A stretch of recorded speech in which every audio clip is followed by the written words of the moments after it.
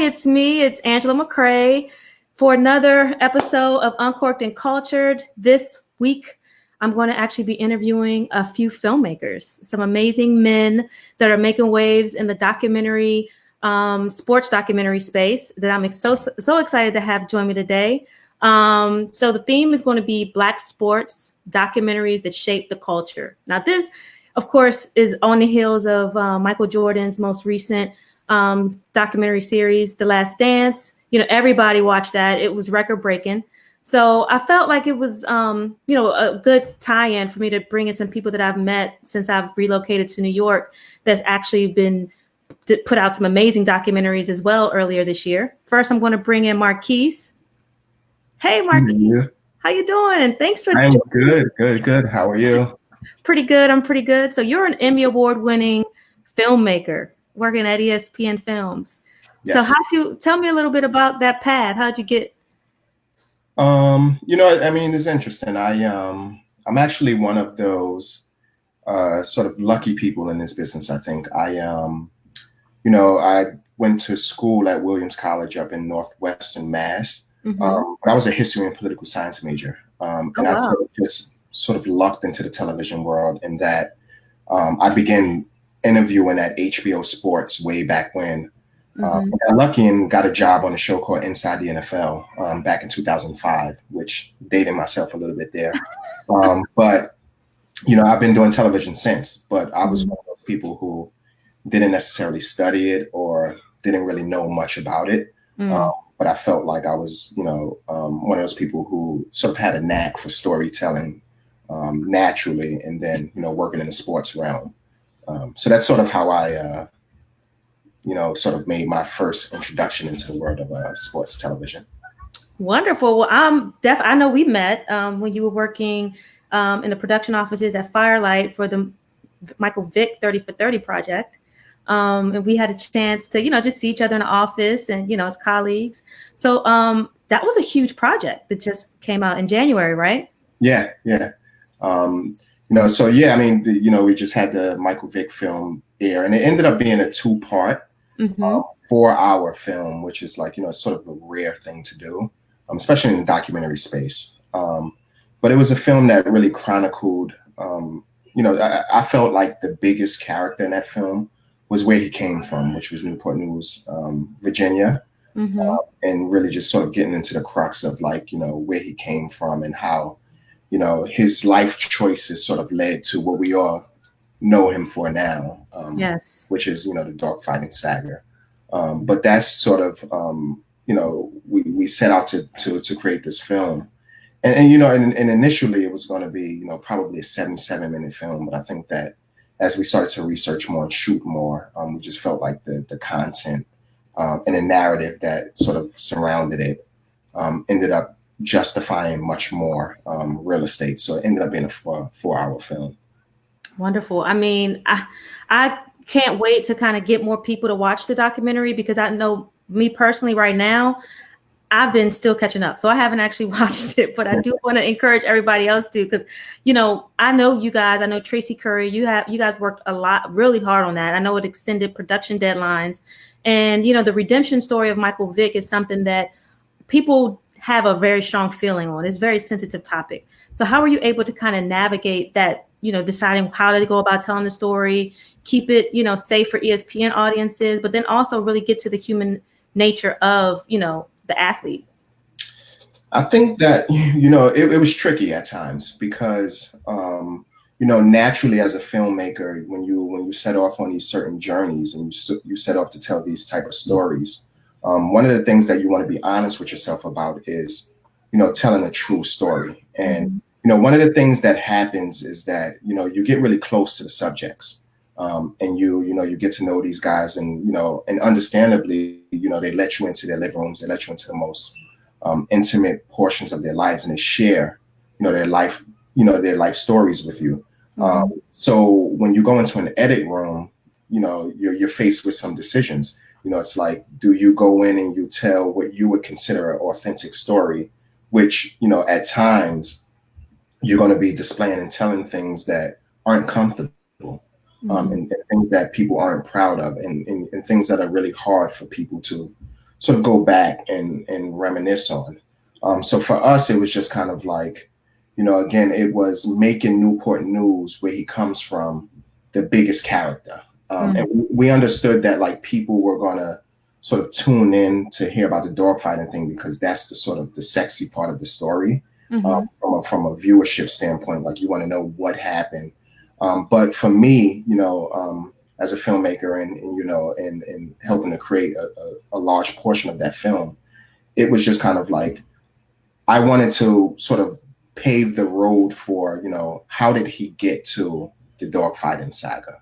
So it's like, paint this picture of him or give people an insight on who he is, where he comes from, his flaws, how great he was, and sort of provide the reasoning and the basis for how he was able to get to that point where, he made some unfortunate decisions. So it was tricky at times because, you want to show the highlights, which is, great. You want to show, his close relationship with his coaches, et cetera, et cetera. But then all of a sudden, you got to make that turn. You got to talk about, this unfortunate and this uncomfortable part of the story.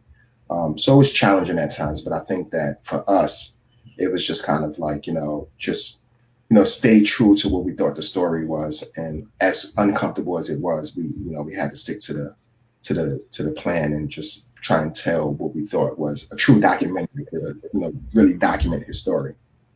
Absolutely, absolutely. And I think it was I want to now bring in Chike and Coodie now because they just recently also documented an amazing story on Stephon Marbury, a kid from Coney Island. Hello, gentlemen. What's that?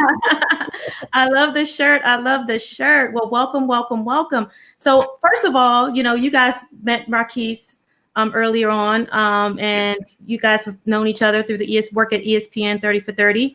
So can you just tell us a little bit about your most recent film, A Kid from Coney Island, and how you guys got involved in that? Okay, well, Kid from Coney Island came really out of nowhere because from the success of Benji doing the ESPN 30 for 30, a lot of players came to us about doing their docs. We did another doc on Earl Lloyd, the first African-American to play in the NBA after Benji. But when Stephon doc came to us, it was more like it was like Stephon Marbury documentary. I was like, and Chike, we both was like, well, Stephon, yeah, I know he was good. And I remember eating the Vaseline, but I don't know much about his story. But the thing that really attracted us was Nina Bon Jovi called us and asked us to look into that. And I'm like, if Nina Bon Jovi and Forrest Whitaker, if they believe in this story, it got to be something there. And then sure enough, like a few days later, I run into Kanan in our office. We was at a WeWork, and Kanan Jasper just started telling me his story. He knew all about it and started breaking it down from the brothers. And I was like, oh, this is an amazing story. But we was in with Nina and Forrest when we heard them two names. We was like, we'll figure out this one. Wow. So it just all kind of worked itself out, and you just kind of took it and ran with it and made it into this amazing, compelling story. What were some of the pivotal? I mean, you talked about the brothers, which that stood out to me, as like crazy. It was like a dynasty they were building over there, right? And he kind of, Stephon was the one who kind of took it all the way home. What were some parts in the film that were like moments of like, wow, this was, huge that we never knew that we were able to pull out in this story that we were telling? I mean, you want to take that one, Chike? I mean, to me, it would have been like the dark place that Steph went and not realizing that he actually was contemplating, suicide. And so him being vulnerable enough to even be willing to articulate that on camera and let us into that space and let everybody who watched the doc into that space, I thought was super powerful. But that was a moment that I never really, knew, because I just knew that like everybody else, I really just knew the perception that the media created as well. So then I think getting to unwrap Steph's journey, getting to meet his family, understand like their relationship with God and their strong faith system, and just really getting to know his own story, it was just really eye-opening. Like, wow, the media can really actually spin somebody's life and paint a picture for you to believe that can be totally contradictory to like really how somebody, and like Steph says, like Steph is like, he owns up to he wasn't the perfect person either. And so he owns up to where he made his mistakes, but just sometimes the media can just have such a one-sided narrative on you. So I thought it was pretty powerful to really hear his story, get the ability to like bring his side to life, and then give you as the audience or the viewer the chance to make an unbiased decision on what you thought about him. Yeah. And I mentioned Forrest Whitaker and Nina Bon Jovi, but when we met Stefan, you know, that right there was like, you know, it was meant. It was one of those things that's meant to be, you know, we all spiritual, me, Chike and Stefan. We had a great conversation, and just the fact of all of us losing our fathers was something that connected all of us. It's almost like, you know, I'm like I say, I'm spiritual, and I believe that spirits, our fathers, came together to actually put us together to make something happen. I look at everything that we do. I love that. That's powerful. That's powerful. When you start talking about spirituality, it's ingrained in our culture. It's something that, you know, is a part of us, right? It's a part of our heartbeat. And, you know, just to think about, you know, these men who are coming from a lot of times nothing, right? They're coming from these communities like Marquis talked about, Newport, Virginia, you know, Stefan here and, you know, Coney Island. It's like, how does that kind of take a toll, like telling those stories? And as you start dealing with the human side of the characters and the subject matters, like how does that kind of push push your perspective forward when it comes to like deciding how to take the story? Real quick, I'll say this one thing, because you said, you know, they came from nothing, you know what I mean? But they didn't come from nothing. None of us came from nothing. We came from a lot of love. You know, you have a lot, but you do have love. You could be a billionaire with everything in the world, but if you ain't got love, that's coming from nothing. Absolutely. You know, that's how. So, you know. No, I love that. Thank you for correcting me there. I appreciate it, because you're absolutely right. But you know, the narrative that the media pushes. Man. Yeah. You know. Well, I think what's so important for us in telling these stories, and why we a lot of times choose to tell a lot of stories about people from our culture, is because we understand the importance of being able to almost educate people that aren't from the culture about just how multifaceted our culture is. And I think for us, we just believe like in empathy. Like empathy for us is so powerful, and a lot of times there isn't empathy because it's a lack of understanding. There's a lack of cultures having actually a complete understanding of another culture. And so out of that ignorance, a lot of times, and misunderstanding just comes like it's able for like a seed of hate to grow through that. You know what I mean? And so I think the more you're able to showcase different facets of your culture, and for another culture to take that in, it makes things more personal. And so when things become more personal, that's the seed for empathy to exist and plant and grow. And so I feel like those are the seeds we're trying to grow. We're trying to create projects that can continue to create that space for empathy to exist. And I think like right now more than ever, you know, that's what's necessary. It causes dialogue, it causes conversation. So now we're able to educate each other about who we really are, you know?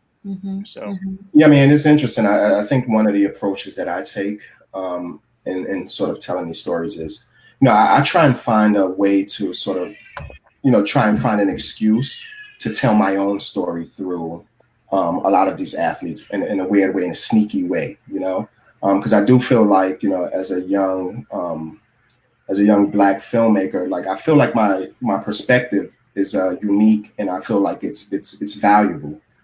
So like one example, back in 2014, I did a film called Rand University on Randy Moss, and you know I called it that because like, you know, I went down to Rand, West Virginia, and I was just kind of like figuring out how I was going to tell this story. And then speaking to people from the neighborhood, it was just kind of like, oh, you know, this 7-Eleven on the corner, like that's our university. Like, you know, a bunch of us are, you know, former, you know, high school All-Americans in various sports, but we don't ever go to a real university. We go to, you know, Rand University, which is the 7-Eleven. We hang out there, we smoke, we drink, and that's what we look forward to. And then to me, I was just kind of like, you know what, that reminds me of growing up in Bed-Stuy, Brooklyn. Like I remember seeing like all of these, you know, like, you know, former athletes who were so good in high school, who I aspired to be like when I was younger, but all of a sudden they're just hanging out in a corner store.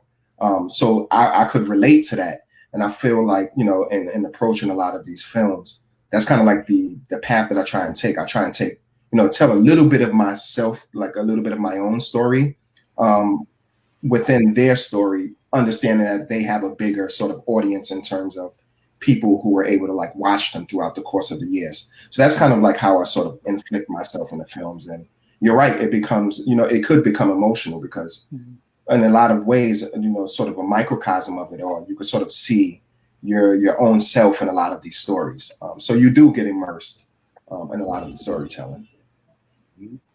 So what are some of the challenges, like, with that comes with that when you're getting immersed, you're, sifting through so much information.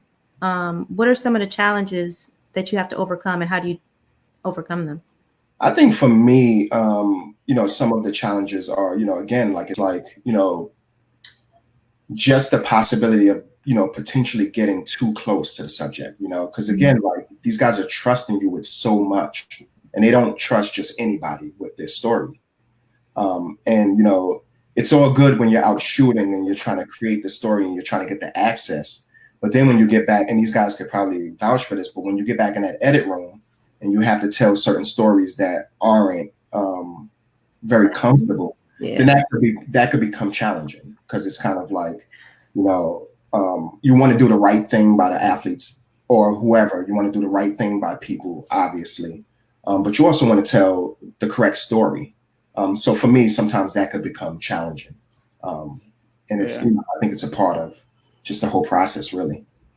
Yeah, and kind of piggybacking off of what you said about just becoming so close to the story, and then you gather in these moments, and like there's sometimes will be a moment that just speaks to you so much, but doesn't necessarily move the story forward that you're trying to tell. And so it can't make the edit, but you know how powerful it is, but there's no space in the story that you're trying to tell. There's no space for it because it doesn't really apply to that story, but it's a great nugget. So it's sometimes it gets hard, like not being able to, there's so much stuff that gets left on the cutting room table that's just as powerful, but it just is not, it doesn't align with the story that you have to tell, so. Yeah. And one of the main challenges, I believe, is definitely for us, speaking men of color or Black men, is that first getting greenlit, first getting the story, first being able to tell these stories. When Nina Bon Jovi was pitching Stefan, and they was like, well, we got these directors, and she just went out after a FaceTime meeting. She felt like we were the ones, and she fought for us to do this film, which I feel like Benji was good enough for us to like for people to be like, okay, well, yeah, if you think they should do it, but how does she have to fight for us? So I believe that's one of the major challenges that we got to work on. That's as far as like narrative or scripted or whatever. It's like we have all of these stories, and we are storytellers. It shouldn't be that hard for us. You know what I mean? So. And I thank God for Nina and Forrest for that, and it worked out. So, well, now with the success of Michael Jordan's Last Dance, I mean, that's now the most watched sports documentary ever. I mean, how do you think that that's going to change the landscape of sports documentaries? Have y'all phones been off the hook lately? Like, I think it's I think I don't know. I think we too fall into the same scenario of this bigger picture of just the system has to really change in order for there to really be change. You know what I mean? Like, it's still about, we just have to work so much harder to get in certain positions. And there's a few that make it, but those few are just kind of like dangling carrots to be like, oh, it's like pacifying, like they pacify the whole culture by saying, oh, there's 10 directors that are doing this dope stuff. So y'all are doing it. Like, it's like, nah, but we're not. And compared to like, it's so funny. I was watching Netflix the other day, and I guess they had like a special thing for just what's going on right now. And so I guess they have a whole section to celebrate like Black, quote unquote, I don't even like the term saying Black films, but Black films. And I'm like, so all of a sudden when I was looking at it, I'm like, man, it's very Black. Like every film is a person of, is a Black person or, and I'm like, but our experience that we're used to looking at is dominated by all white films, and then you might see like one or two Black films in there, and it's just so weird because seeing all Black films felt weird, but like it was like but like, that's crazy that we even in a society where that feels weird, but it feels normal to see a whole bunch of films that represent white culture. Like, it's just like, you're so used to just seeing films that represent somebody else's culture, you know? Right. It's like, so it's very interesting, but I think the system just has to change completely, like, you know, before we really see real change as far as us having opportunities to not have to work so hard. Like, most of our films don't come from us going into a meeting and pitching it. Like, it just doesn't really happen like that for us. We pitched over hundreds and hundreds of projects. I can count on a hand how many projects we pitched that we've actually gotten. Every project we've gotten has usually been because it was somebody else from the culture that was in a position, and it just had to be the perfect recipe. You know what I'm saying? Like, our recipe's got to be perfect in order for it to go. But a lot of times, I mean, I got friends that just walk into projects. It's like, oh, I got an idea. Okay, yeah, but bam, we good. Like, what? Right. So, Mark, you're on the other side of it. So how does it usually work for you? I mean, yes, I'm on the other side of it, but you know, prior to, you know, taking a staff position at ESPN, you know, I was freelancing as well. So it's like, you know, I understand that world, and I think, you know, these guys are right. It's like, it's a challenge, particularly for Black filmmakers, because one of the things that, like, I've noticed, you know, it's just kind of like when it comes to Black films and Black subject, that's a call that, you know, young Black filmmakers or filmmakers in general will get. It's just kind of like, oh, an African American can tell that Black story. Whereas, like, you know, yes, that's true. But we could also tell the story of, you know, Joe Smith as well, you know, and it's like, so there's a danger of sort of being boxed into a certain demographic. It's like, if we want a story told on the Black Lives Matter movement, you know, we're going to go out and get a young Black filmmaker, or, you know, a Black filmmaker in general. But it's sort of like you get put into that box, you get put into that category where it's like, really, you should be just looked at as a filmmaker who could do a lot of different things. So I get it. You know, I get that, you know, the hustle and the grind of it. And even for myself now, like, anything that I want to do, you know, it's also like, you know, you got to advocate for yourself, and you got to really, really bring it out. And, you know, you got to fight for these subjects because, you know, everyone wants to tell them. It's sort of like, yes, I'm in that room, I'm in that discussion. You know, I'm as talented as everyone else. And it's just kind of like, how do you sort of make your voice be heard? And sometimes it could be challenging, for sure. I mean, right now, as we know, all these organizations, these corporations, they're vouching, right? They're pretty much saying they're giving out hundreds of millions of dollars multiple times over. And my question is, you know, a lot of it is going to a lot of racial justice, you know, funding and, you know, hopefully economic empowerment things. But how do you guys see, like, now the NFL, you know, they're like retracting their stance from 2016, you know, and trying to apologize and make amendments. How do you see that kind of playing out across the board? Or what do you think would be substantial things that could be done? I mean, to me, definitely actions. You know what I'm saying? Like, I feel like we're at the point where everybody's like over apologies. Like, that's dope, you apologize, but like, actions. You know what I'm saying? If you're speaking specifically to that, I'm just like, you took this man out of his business for like years. He needs to be compensated for that. You know what I mean? Like, I'd rather lead with that.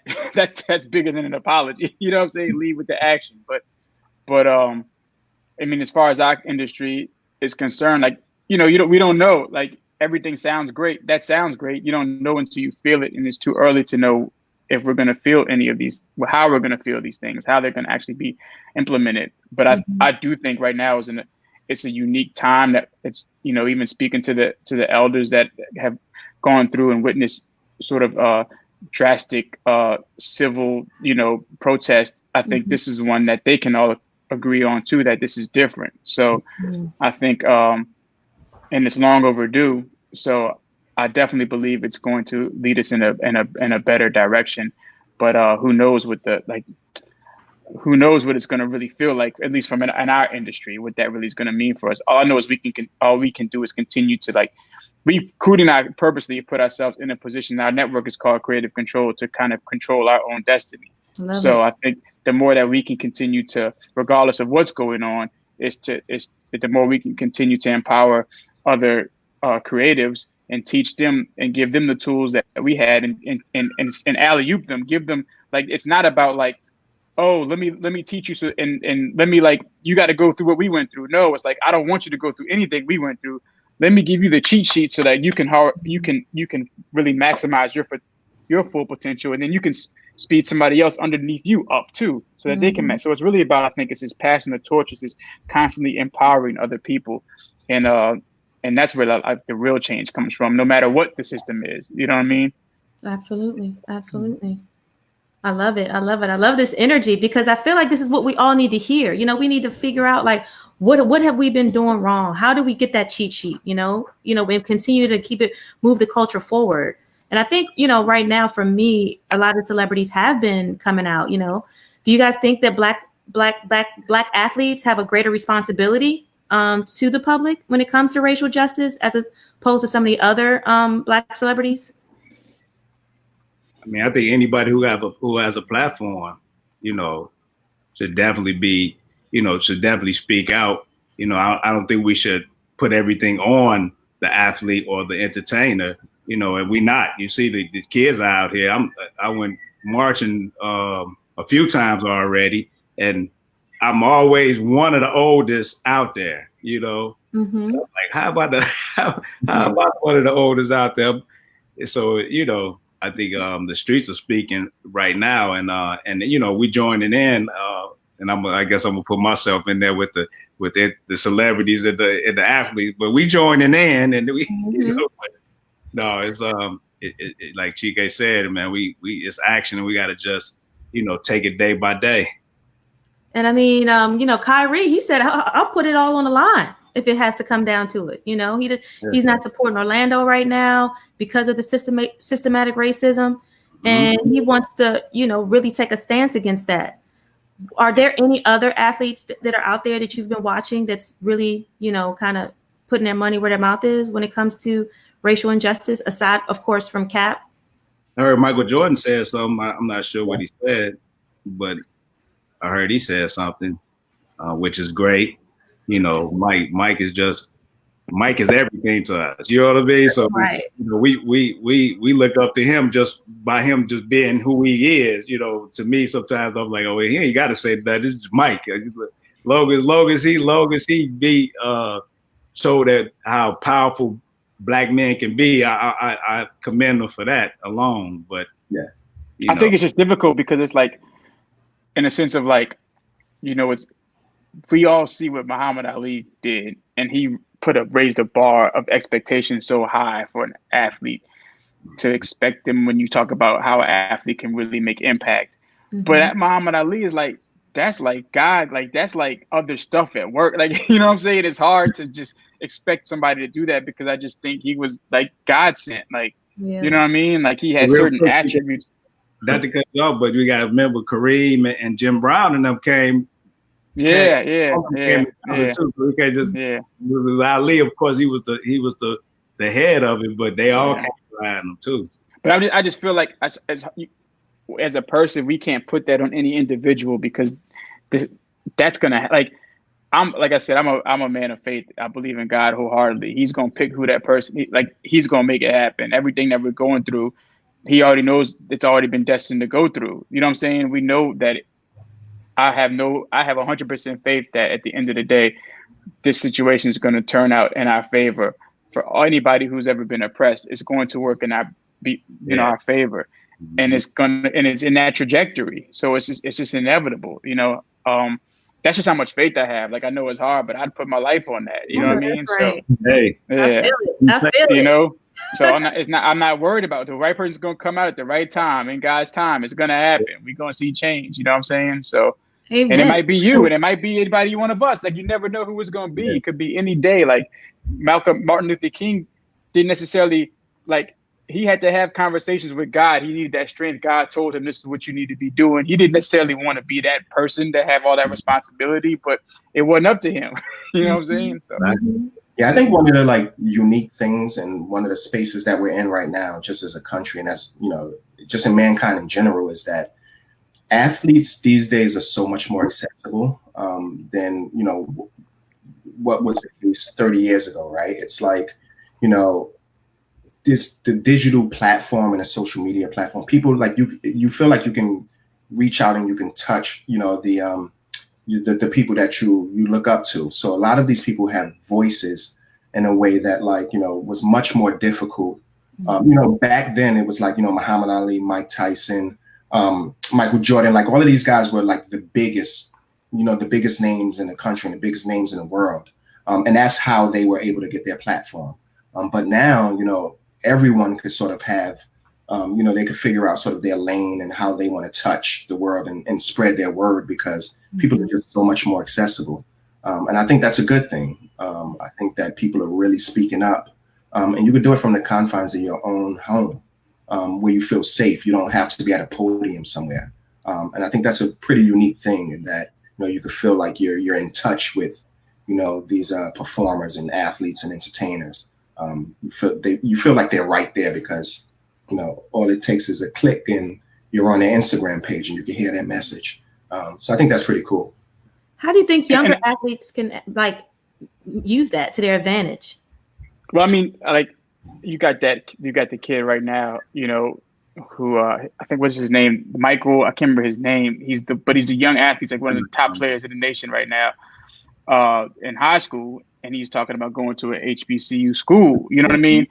And I feel like the youth right now, especially like the generation, I guess it's the Generation Z, might be, what are the ones right after the millennials. Like, I feel like they're finding, and then kind of the millennials, they're finding their voice, they're finding their lane, and they're showing up, and like this kid, I feel like, and it doesn't take I think he's going to be, whether he does it or not, but just him even putting that conversation out there like that, it just shows so much of like him understanding the value of him as a Black athlete. And I think that just can become contagious. And if you get more Black athletes to understand, especially in the league, especially in any sport where we are like dominate percentage wise, if we make up 70% of that sport, you start to think, well, why aren't we leveraging this to like actually have the majority ownership in this sport? Like if all the Black players left the NBA and started another league, their own NBA, and I think it's like understanding the value that they have. People come to watch them play. Like people go and put this to see the athletes play. They're not coming to see the CEOs. They're not coming for anything else. And the brands follow the athletes. You know what I mean? So I think it's just a couple of players understanding and making that sacrifice. But you can't tell a player to do that. Like they have to be called to feel that they can do that.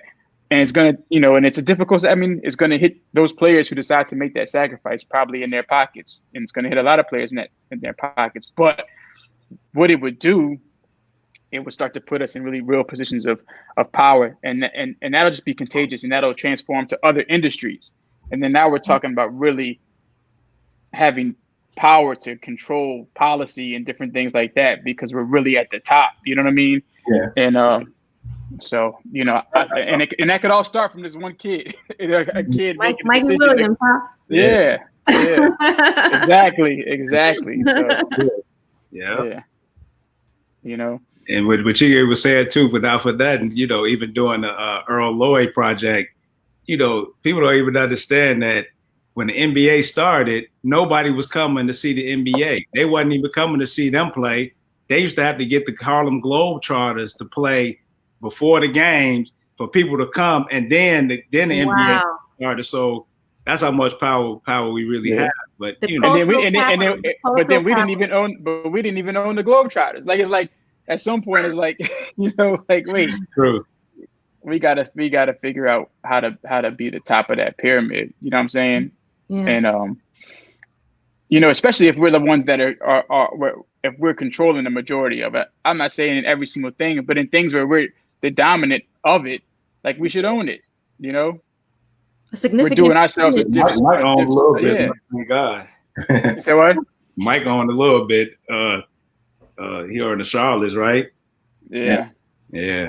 So, when you talk about ownership, I think that's something that should be part of the conversation, right? Right now, when we talk about the revolution, the uprising, that's something that's never really been told when it comes to, you know, civil unrest, when it comes to Black Americans. Like, as soon as this conversation of economy and economic and power comes up, either, you know, assassinations are happening, or like characters are being dismantled, lives are being, you know, lost. It's like, it's real. And so how do you guys, I mean, I know none of us are experts, but we all are passionate about, you know, our culture, telling our stories. Like, you know, what do you think? Like, how can this moment be leveraged to literally create that economic pipeline? Well, I think, and this is only my opinion. Like, again, I'm no expert. You know what I mean? Right. None of us are experts. We're just having and conversation. I think the thing when you start talking about it, the thing about it is you just hit on a key word, is economics. And economics has everything to do with the society. We live in a capitalist society. It's about capitalism. It's about economics. Mm-hmm. And to me, like, capitalism to me is like it's like the father of classism. Classism is the father of racism. Right now we're dealing with racism, but at the end of the day, the thing that we're still assimilating to is capitalism.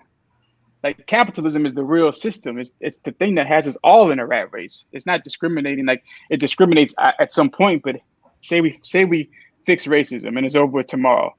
We still live, now there's classism that exists, and that's still being controlled because we live in a capitalist society that's all based on economics. It's all about money. It's all about, so I feel like, to me, we have to be focused on both agendas. We have to fix racism because it's killing us right this second, and it's very real. Absolutely. But then we need to be thinking about our society, and how does a capitalist society really, like, is there a way to, like, rethink how that looks?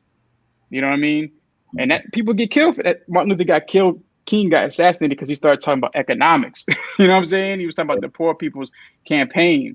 Like, when you start talking about money, it's a real problem, you know, because that affects everybody. So I think, like, to me, that's where I think the overarching issue is how we look at the society that we live in. Is a way to rethink that. We live in a society where we're all being controlled by something that's a piece of paper. It's not our mind. Like, you can't tap my head with $1 and it doesn't make me do anything. No, I can think, I'm smart, I read, I could build this. If we all chipped in and bartered, but the person who drives the bus is not going to drive the bus for free to just go pick up people. And the person, we've created a system where we all have put value on a piece of paper. It's imaginary. Like, it's, you know what I'm saying? It's imaginary because now the paper's becoming credit. The paper's credit now. So it's not even a tangible thing that we've all placed and given higher priority than our own selves and what we can just do for each other. Like, it's crazy. And I mean, I'm going to second that, because as spiritual people, that's not how we operate. That's what I'm saying. So we're assimilating to that. You know what I'm saying? Yeah. So what I think is, and this might be a little radical, I feel like we just need to go to Africa. I mean, we could still be in America, you know what I mean? But we need to have a connection to Africa. And I feel like whether it's creating a league in Africa, a Pan-African league, you know, or something, I think that can be positive. But I think anything that allows us to connect resources to Africa, I think is the only way we're going to have direct, like, resources for ourselves. I think the human condition, oppression. Yeah, that's true. But I feel like at the end of the day, still, like, say we go to Africa, like, my father's from Africa. So my father was in the Biafran War. So when he came, he was part of a civil war in Africa. And at the end of the day, I just think we got to examine the humans. Like, Coodie and I were going to do a documentary at one point on HBO on this exact topic of police brutality. And when we examined it, obviously racism had so much to do with it. But we want, like, my grandmother always said, like, in a garden, the roots can continue to grow unless you take them up by the root. You have to go and get everything at the root. And I think the root problem is just examining us as humans, humanity, like, going back to the beginning. What is it in us where we feel to have a need for power and control? You know what I'm saying? Is it a tribal thing?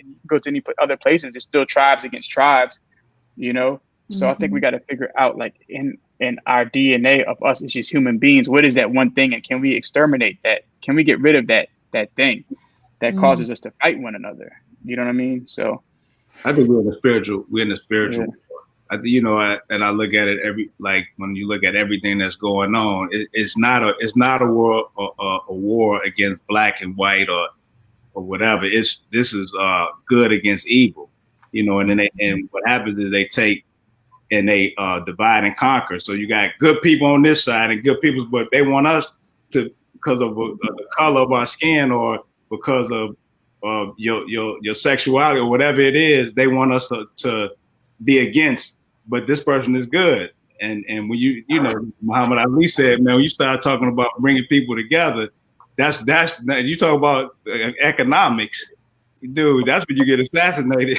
You know, bringing the good together, because it's good and evil, you know, and good gonna always conquer. Love always conquer hate, you know. What? Because we spiritual beings that live forever.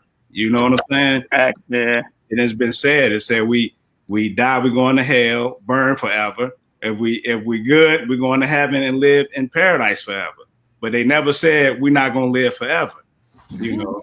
And some people don't believe in that, and I believe that's what makes a person do the things that they do. They have no conscience and don't believe in afterlife. So, you know, but this is a spiritual war. We have to, like, you know, the good have to really join forces and come together to make change. And it's gonna do. Ain't nobody, like, when all this was happening, the COVID, this was going on now.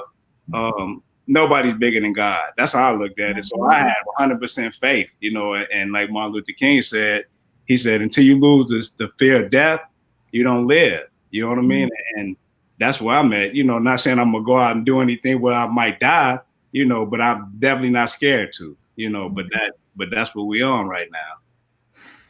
Wow. I mean, I think I'm glad you guys are bringing the spiritual part into it and just kind of mindfulness, because I think we all need it. You know, a lot of people are still scared to go outside their homes.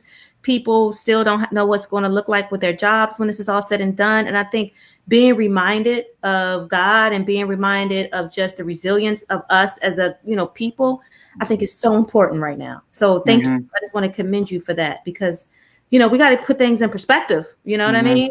And one thing I did want to ask you guys, and Marquis, you know, let me know if you are feeling this, but like right now, this is also a time of creativity. A lot of people are creating. So, you know, has any ideas sparked in you know, you gentlemen, like as filmmakers, are you inspired?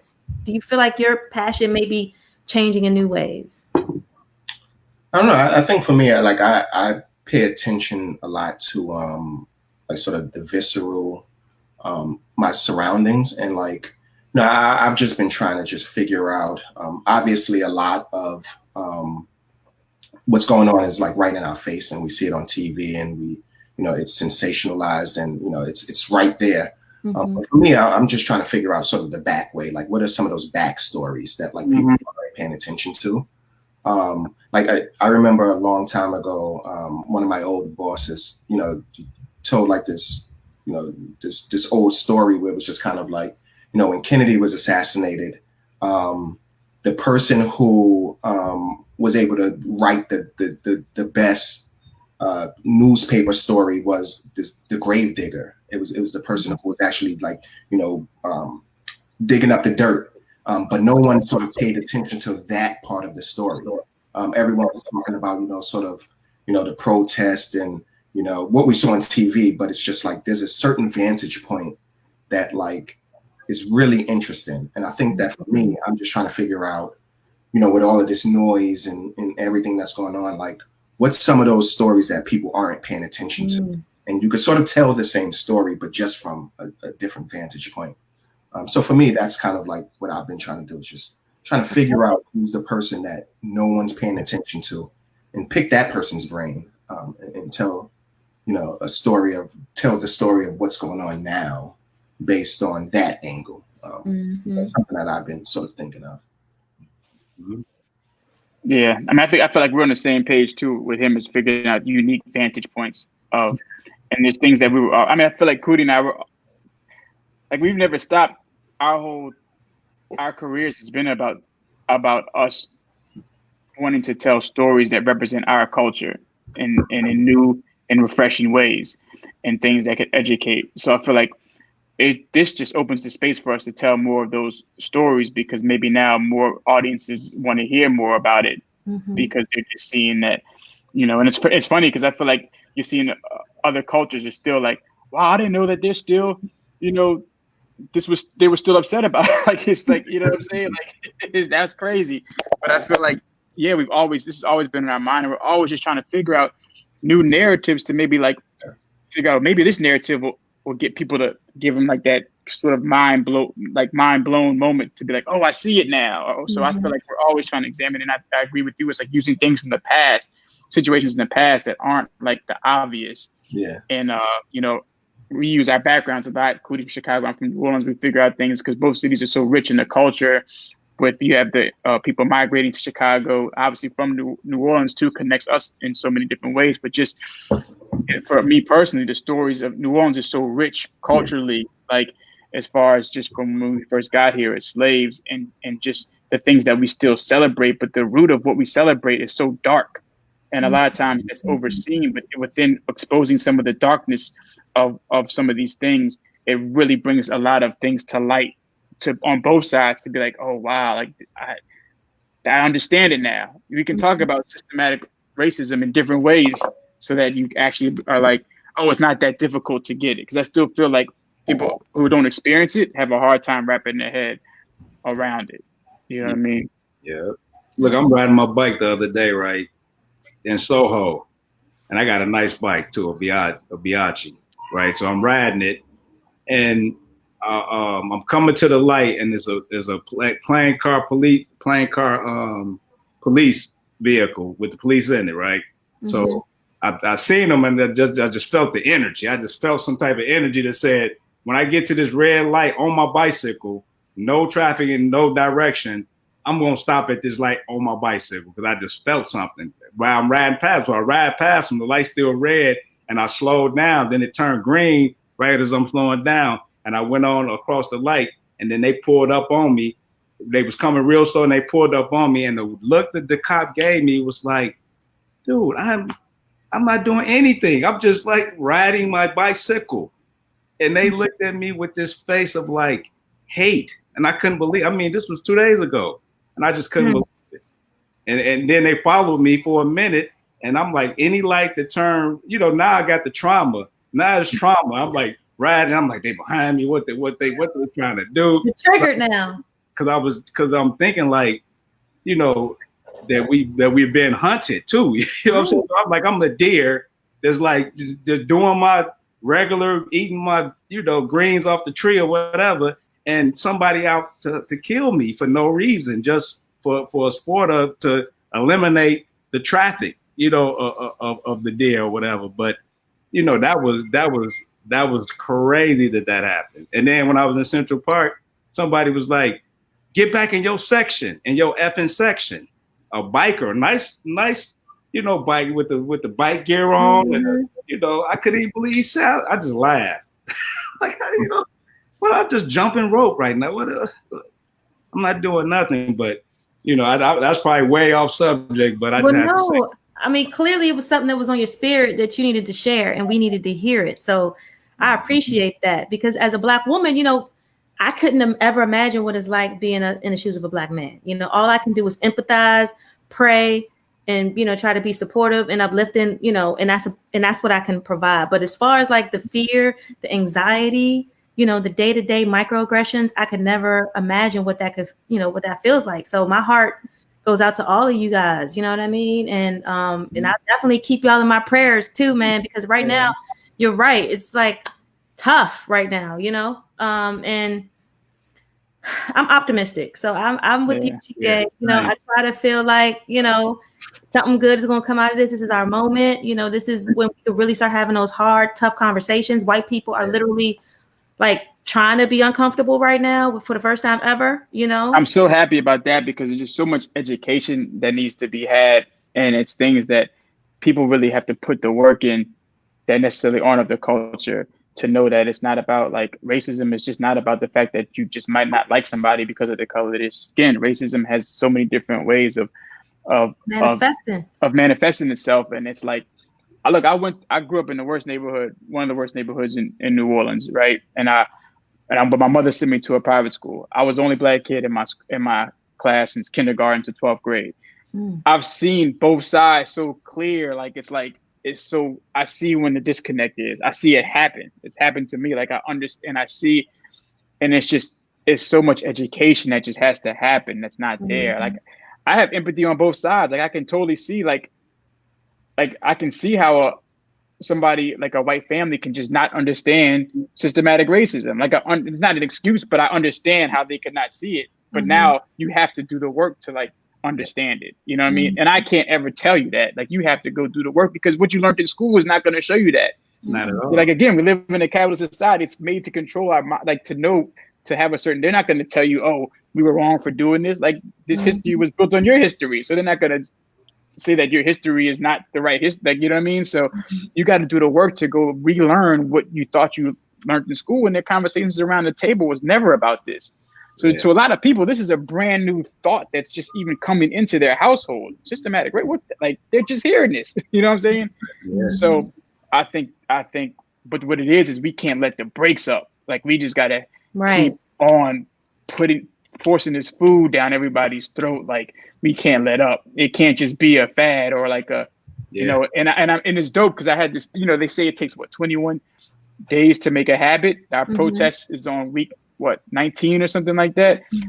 It's going to become habitual. It's the first time this might actually become a habit of people talking about this every day. And that's like, I was like, wow, that'll be so dope. You know, never had it. I ever had it as a chance to be. Half the things I'd say, probably like, I'm not a scientist by any means, but I would assume that 70% of the things that we do on a day are based off of habits that we've created. You know what I mean? So even having conversations like this can become habitual within everybody's, you know, community. That'll be dope.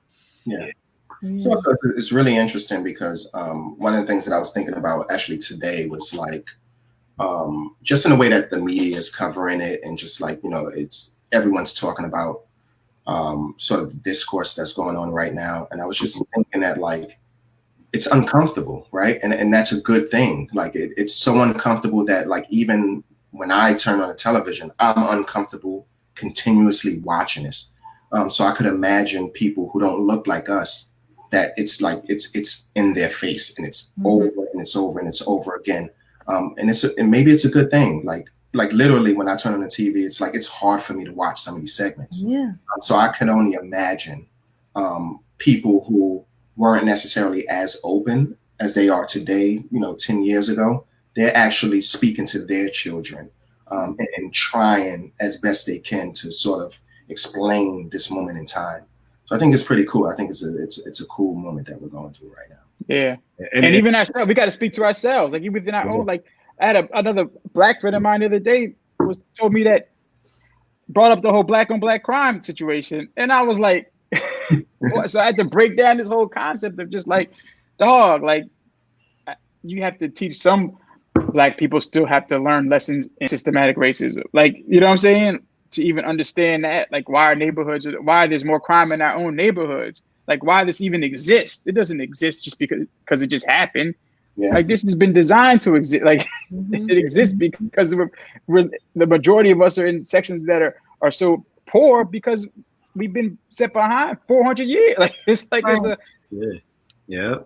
And real quick, I want to say too that and I'm sorry, Angela, if you wanted to say something. No, go ahead, Coodie. I just wanted to say that, you know, I talked about the guy that said, go back into your section, right? But it's about quadruple of the people that's like, well, I'm jumping rope, you know, the white people that's out there are like, go, you know, giving me thumbs up or wow, or come over and say, hey, what are you doing? And how did you do that? You know, so you have that too. You know, I mentioned the negative part, but it's definitely more of that happening. Go ahead. I was going to say, that's what I wanted to add. That was going to be my next question is, have you guys seen a change or shift in that type of? It certainly feels different. Like I was making a joke the other day. There's like where I live in Connecticut, there's like a scenic route. So, you know, with everything going on, like I was just kind of like, all right, let me just walk 2 or 3 miles. So I'm just like walking down, you know, in the middle of nature. And literally every, like, you know, pretty much every white person that I was walking by, it was this different acknowledgement that I was receiving. Like, it was a different type of smile. And it was genuine. Like, I'm not saying like, It's kind of like we see you. So it's like a different feel like that I haven't noticed before. And it's sort of implicit. Like I can't put my finger on it, but there's like a weird acknowledgement of like something is going on right now. And I've seen it. Now that's not to say that like the opposite doesn't happen. But for me, like on that trip, like I just felt a different type of energy. Yeah. Hey, real quick, I went down to Uncle Boom's and grabbed some crab rice, right? And I'm riding back all the way back to Harlem from Lower East Side, and I'm on my bike, so I got the bag, and I'm about to go across the light, in my bag, I hit a puddle or something, and my bag just bust, and the crab rice went down. Luckily, it ain't come out. I was so happy about that, right? And then I'm stopping my bike going to get it, and there's a cab coming full speed like at me. So I'm looking at him like, dude, you don't see him right in the middle of the street? So he go around me or whatever. And then when I turned around, it was an older white lady with my crab rice in the street with me, with the cab coming fast in the street with me with the rice, like, here you go. And I was like, oh, thank you, right? So now I'm grabbing my rice and I got my broken bag. So I got both of the rice in the broken bag. Like, okay, I'm on my bike. I'm going to do this.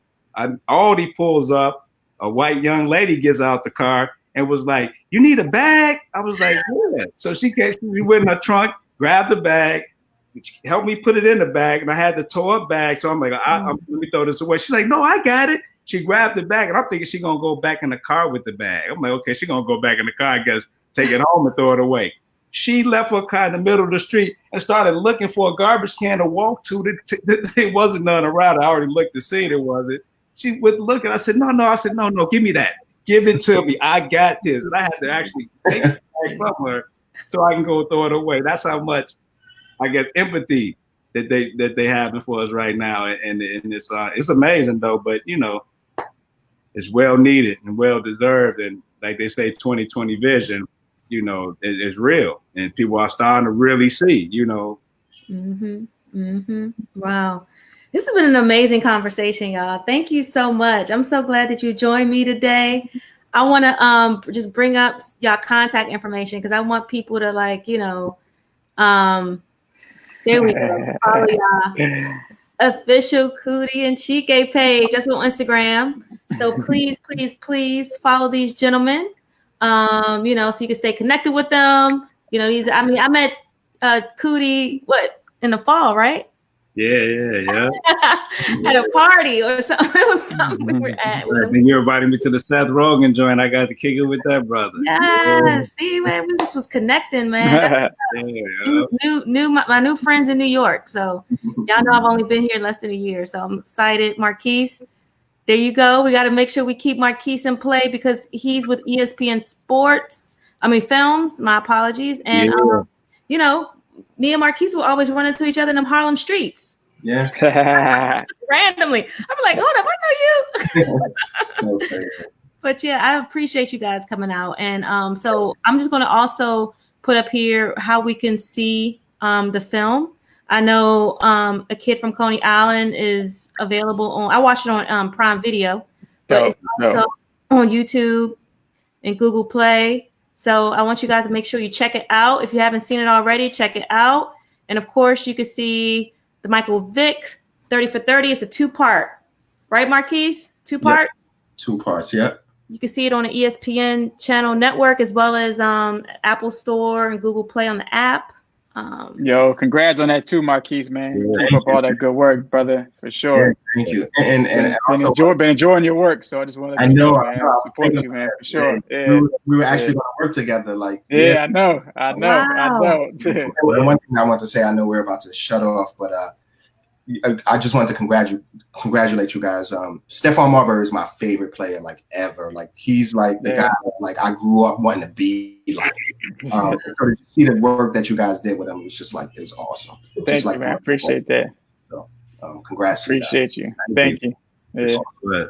I definitely want to give you guys, you know, a minute to have some last thoughts. So if you have anything you want to say, any new projects you're working on, I just want to thank you for the opportunity for this platform, which you created here. It's open, and giving us, people's voice to talk and have conversation, especially in this time. Like, and the way you have it put together is amazing. Thank you so much for allowing us to speak and holding the space for us. Yeah. And feel free to share, my contact with anyone, I'd love to stay in touch with anyone. And I'll reach out to you guys separately. Dope, for sure. You guys. So thanks for having us. Thank you. Yeah. Thank you, guys. May God bless everybody, you know, and we're going to be all right. Everything's going to be all right. We good. You already know. Yes. I appreciate it. And I just want to thank you guys, you know, and, you know, I'll definitely stay in touch. I'll share each other's information. If anybody reaches out, if you guys want, I can also share your information with them. In the meantime, I definitely will encourage everyone to follow them on social media. You know, Marquis, he's on Instagram at Marquis_Daisy, and also Coodie and Chike. You can learn more about them and follow them on Instagram as well. Well, gentlemen, thank you. Have an amazing rest of your week. This week is going to start off, you know, amazing for me. I was real nervous. I ain't gonna lie, y'all. I was nervous. I couldn't tell. But this was, you know, I was really looking forward to this. So, you know, once again, thank you. And I'll be in touch. I'll send you guys links when this is all, you know, uploaded to YouTube, and you can check it out. All right. Perfect. Thank you. All right. That's my Marquis Daisy. All right. Peace. Peace. So if you guys like the, you know, tonight's show, please spread the love. Follow Uncorked and Culture on Instagram, Facebook. You can subscribe to our YouTube. And of course, always share. Sharing means caring. So, you know, share with your friends and your family. Join our group. You know, I get to talk about wine. I do Wednesday wine tastings. So this Wednesday, I'll be tasting a Viognier, which is like a white wine. And I'm looking forward to that. Repost, share, use our hashtag Uncorked&Cultured. You know, and just, you know, give me some love, y'all. And if you guys want to hit me up, you can always email me, you know, call me, you know, it's all good. I'm here for you guys. And if you have any ideas for any, you know, future episodes, just let me know. But thank you so much for joining tonight. And I appreciate all the love and the insight and support. I'll talk to you guys soon, and I'll see you later this week.